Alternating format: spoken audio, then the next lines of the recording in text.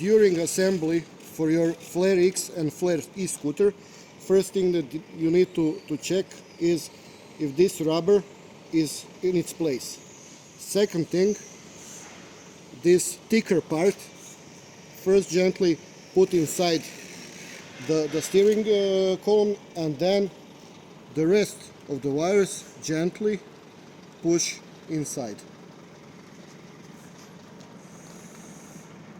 During this process, please constantly make sure that the safety rubber and this hole that's on the steering column are completely in line. So it needs to go directly without any it cannot be under angle, it needs to be completely straight. After this part is assembled, then you need this plate, the visor, the screws, and also this washer.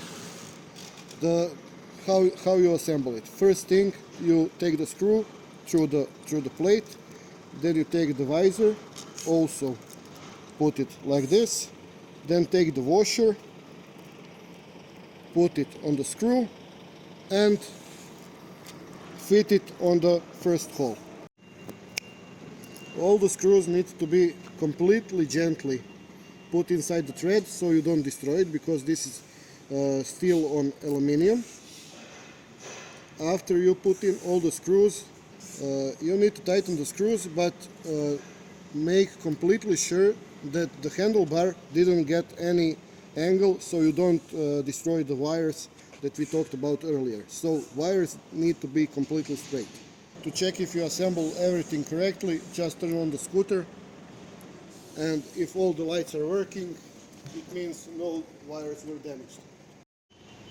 To be completely sure you assemble everything correct, the handlebar needs to be almost vertically to the display, and if you need still some adjustment, you do not move the handlebar front or back.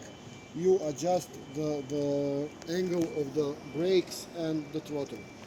So if you are higher, for example, you need to put the brakes a little bit lower so it's more comfortable during riding.